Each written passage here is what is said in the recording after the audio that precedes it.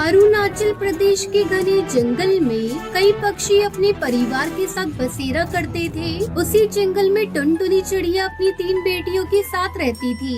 उसका पति कालू कौआ दूसरे जंगल में काम ढूंढने के लिए गया हुआ था। कई दिन बीत गए पर कालू कौआ घर नहीं लौटता। मम्मा मम्मा, मुझे भूख लगी है। आज आपने भोजन भी नहीं बनाया। सुबह से हमने कुछ भी नहीं खाया है मम्मा। कहाँ से बनाती भोजन? तेरे पापा जो अनाज रख कर गए थे वो सारे खत्म हो गया। उन्होंने कहा था जल्द लौट आऊंगा, पर अभी तक नहीं आए। मैं कब से उनकी राह देख रही हूँ। कुछ देर और रुक जाओ मेरे बच्चों। बच्चे भूखे थे और टुनटुनी उदास थी। तभी उसके पास उसकी पड़ोसन रसीली तोती आती है। तब तक आप लोग कमेंट में बताएं 43 - 27 कितने होते हैं। क्या हुआ टुनटुनी बहन, आज तुम बहुत उदास दिखाई दे रही हो और बच्चों की भी आवाज सुबह से नहीं आ रही है। कोई बात है क्या? मेरे बच्चे कल रात से भूखे हैं। घर में अनाज का एक दाना नहीं। मैं भोजन कैसे बनाऊं? मेरे बच्चे भूख से तड़प रहे हैं। अभी तक इसके पापा भी घर नहीं लौटे। जल्दी आने को बोल कर गए थे, पर अभी तक उनकी कोई खबर नहीं। अरे टुनटुनी, तू मेरे साथ चल। मैं भुल्लाबाज से कहकर तुझे अनाज दिलवा देती हूँ। जब कालू घर आ जाए तो भुल्ला को पैसे दे देना। वो टुनटुनी को लेकर भुल्लाबाज के पास पहुँचती है। भुल्ला भाई, ये मेरी पड़ोसन टुनटुनी चिड़िया है। इसका पति दूसरे जंगल काम ढूंढने गया हुआ है। बच्चे कल रात से भूखे हैं। कृपया करके थोड़ा अनाज इसे दे दे। ठीक है रसीली बहन, मैं तुम्हारे कहने से इस चिड़िया को अनाज दे देता हूँ, पर मेरे पैसे अगर समय से नहीं मिले तो तुम जानती हो। हाँ भुल्ला भैया, जैसे ही मेरे पति लौट कर आएंगे मैं आपके पैसे लौटा दूंगी। और रसीली बहन, आपका बहुत बहुत शुक्रिया। घर आकर टुनटुनी अपने बच्चों को भोजन बनाकर देती है। बच्चे खुशी खुशी भोजन करके सो जाते हैं। समय गुजरने लगता है। एक दिन भुल्लाबाज अपने बदमाश कौवे के साथ टुनटुनी के घर आता है। क्या रे टुनटुनी, तू मेरे अनाज खाकर आराम से घर पर पड़ी है। चल निकाल अनाज के पैसे, अब तुझे 2 गुना पैसे देने पड़ेंगे। भुल्ला भाई, कुछ दिनों की और मोहलत दे दीजिए। मेरे पति अभी तक नहीं लौटे। आप थोड़ा तरस खाएं मुझ पर। मैं बेसहारा चिड़िया जैसे तैसे करके अपने बच्चों को पाल रही हूँ। अरे ओ कालिए, चल 1-2 हवाई फायरिंग कर और इसके घर पर अभी के अभी कब्जा कर और इसका सामान निकाल बाहर फेंक।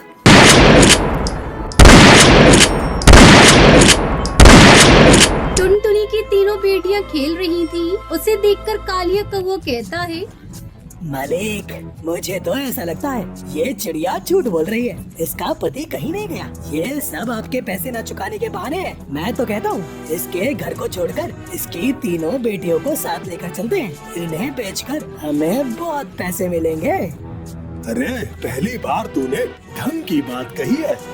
कालिया शूटर और भुल्लाबाज टुनटुनी की बेटियों को लेकर जाने लगते हैं। छोड़ दो मेरी बेटियों को छोड़ दो। मैं सच कहती हूँ, मैं आपका पैसा जल्द चुका दूंगी। मेरे पति अभी यहाँ नहीं है। मैं झूठ नहीं बोलती। छोड़ दो मेरी बेटियों को। भुल्लाबाज टुनटुनी की एक नहीं सुनता। वो उसकी तीनों बेटियों को ले जाकर एक पिंजरे में डाल देता है। टुनटुनी अपनी किस्मत पर आंसू बहा रही थी। हे भगवान, जल्दी से मेरे पति को भेज दो, वरना मेरी बेटियों के साथ अनर्थ हो जाएगा। शाम होते होते कालू कौवा घर आ जाता है। पत्नी की मुंह से सारी बातें सुनकर वो भुल्लाबाज के पास जाता है। भुल्ला, ये ले अपने पैसे और छोड़ दे मेरी बच्चियों को।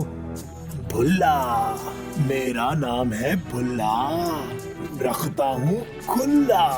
ला मेरे पैसे। टुनटुनी, चलो अब हम यहाँ नहीं रहेंगे। यहाँ भुल्लाबाज की नजर मेरी बेटियों पर पड़ चुकी है। वो कभी भी इन्हें नुकसान पहुँचा सकता है। कालू कौवा अपनी पत्नी और तीनों बेटियों को लेकर पास वाले जंगल में चला जाता है।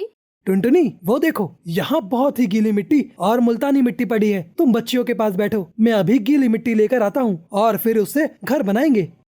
कालू कौवा गीली मिट्टी लेकर आता है। और उससे एक सुंदर सा घर बनाता है। गीली मिट्टी का घर बहुत ही खूबसूरत दिख रहा था। फिर वो सभी मिट्टी से बने घर में खुशी खुशी रहने लगते हैं।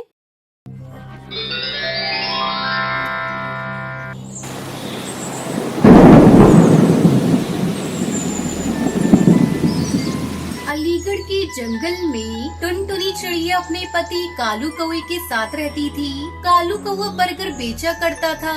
जंगल में बारिश का मौसम शुरू हो गया था। कई दिनों से लगातार बारिश हो रही थी। हे भगवान, कई दिनों से मूसलाधार बारिश हो रही है। घर का राशन भी खत्म हो चला है और आज मैं बर्गर बेचने नहीं गया तो बच्चों को क्या खिलाऊंगा। चाहे कुछ भी हो जाए, मुझे अपने बच्चों के लिए बर्गर बेचने जाना ही होगा। टुनटुनी, तुम बच्चों का ध्यान रखना। मैं बर्गर बेचने जा रहा हूँ। बर्गर बेचकर जो पैसे मिलेंगे उससे मैं घर का राशन लेता हूँ। इतनी तेज बारिश में कहाँ जाओगे जी?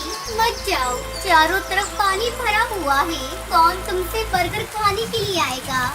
तब तक आप लोग कमेंट पे बताएं 600 + 600 कितने होते हैं। मुझे मत रोको टुनटुनी, कई दिनों से घर पर बैठा हूँ, एक पैसा आमदनी नहीं हुई। अब नहीं जाऊँगा तो भूखे मरने की नौबत आ जाएगी। इतना कहकर कालू कौवा अपने बर्गर का ठेला लेकर चला जाता है।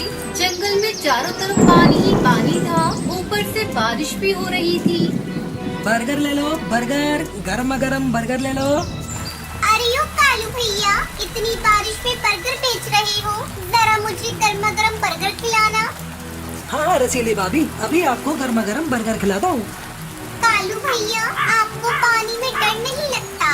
चारों तरफ जंगल में पानी भरा हुआ है, कहीं डूब गए तो क्या होगा तुम्हारे परिवार का?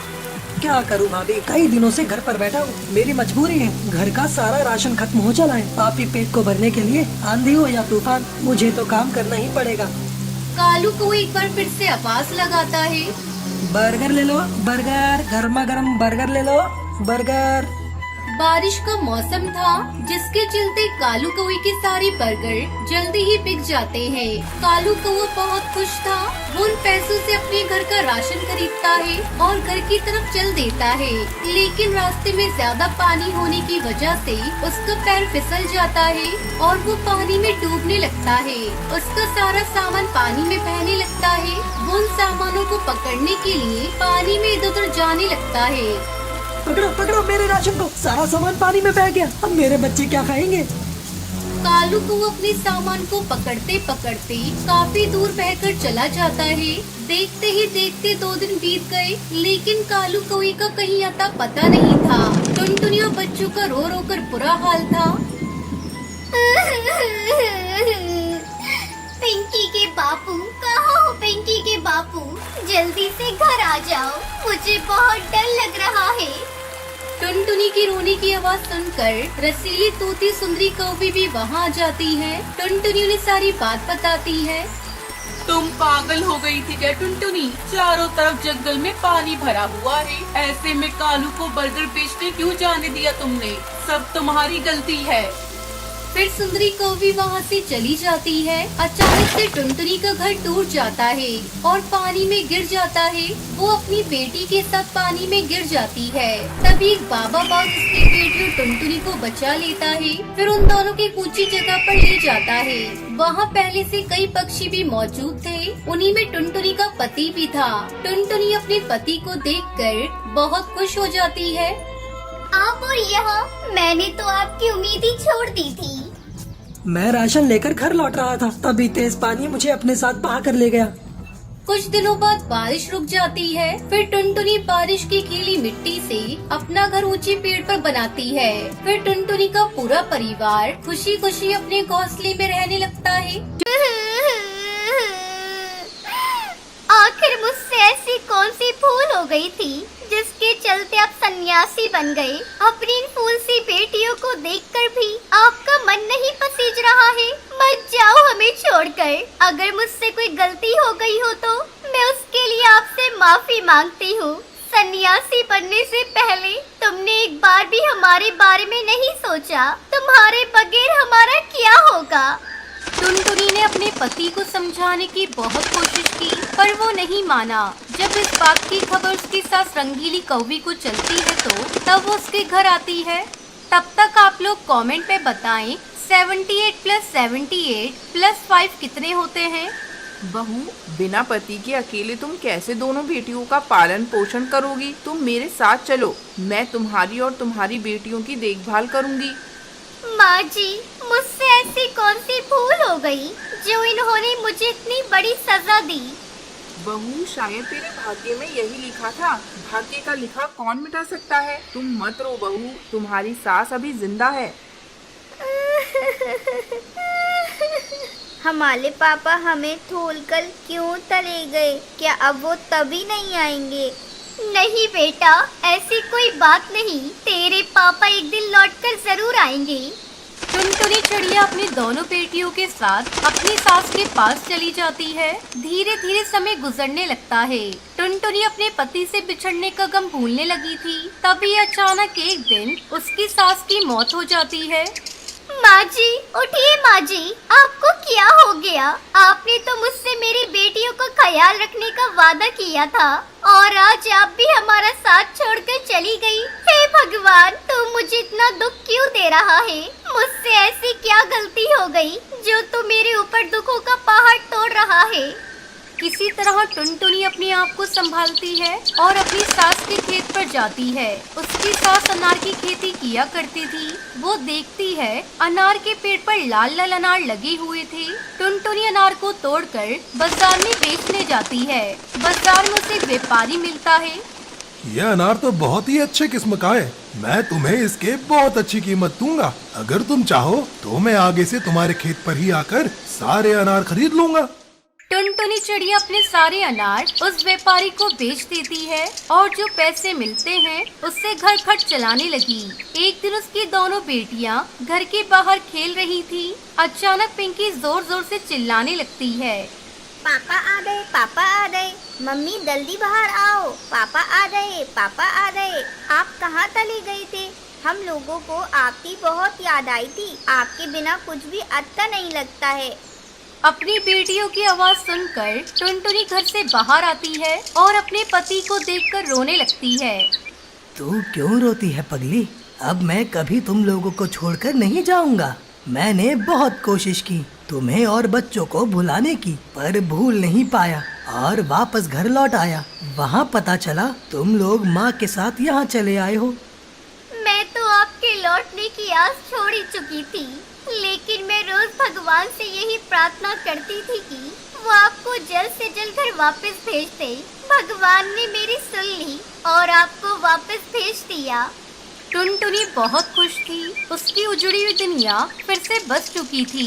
वो अपने पति के साथ मिलकर अनार की खेती करने लगी और खुशी खुशी अपने परिवार के साथ रहने लगी।